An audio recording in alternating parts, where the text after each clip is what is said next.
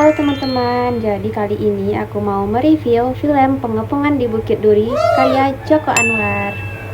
Film ini bercerita tentang seorang tokoh bernama Edwin yang merupakan seorang guru yang datang ke SMA di Bukit Duri.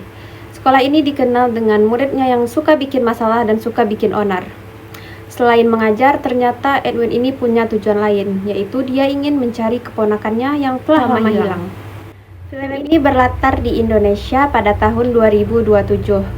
Cerita dimulai dengan kerusuhan yang terjadi 18 tahun sebelumnya, di mana saat itu terjadi konflik luar biasa antara masyarakat pribumi dan masyarakat Tionghoa.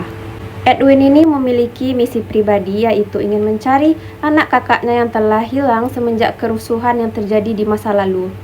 Ia menduga salah satu murid di sekolah itu, yaitu Kristo, merupakan keponakan yang selama ini ia cari. Saat mulai mengajar, Edwin ini banyak menghadapi masalah. Banyak murid yang bersikap seenaknya dan bersikap kasar terhadap guru di sekolah ini. Salah satu murid yang berpengaruh adalah tokoh yang bernama Jeffrey. Ia merupakan pemimpin kelompok siswa yang selalu membuat keributan dimanapun dan selalu mengujar kebencian kepada etnis Cina atau Tionghoa. Puncak ceritanya terjadi ketika Edwin, Diana selaku guru BK, Kristo dan beberapa orang lainnya terjebak di sekolah itu. Sementara itu, Jeffrey dan beberapa siswa lainnya melakukan pengepungan. Dari sinilah ketegangan film mulai terasa. Mereka harus mencari cara untuk keluar dari situasi yang semakin membahayakan nyawa mereka.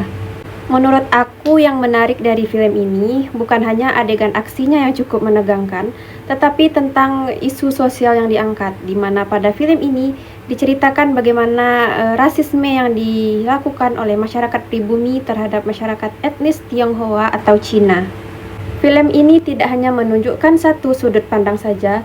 Joko Anwar memperlihatkan bahwa kebencian seringkali muncul karena trauma dan luka masa lalu.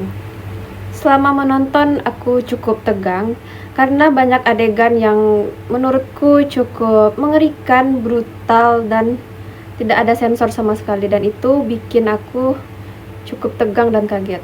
Apalagi ketika Edwin dan guru-guru lainnya terjebak di dalam sekolah, sementara kerusuhan tetap terjadi di luar. Secara keseluruhan, film ini tidak hanya menegangkan, tetapi memiliki pesan sosial yang kuat. Penonton diajak untuk melihat bagaimana kebencian dan diskriminasi dapat menciptakan lingkaran kekerasan yang sulit dihentikan. Menurut aku, film ini layak untuk ditonton, apalagi buat kalian yang menyukai cerita aksi dan menegangkan. Sekian saja review dari aku, terima kasih sudah mendengarkan.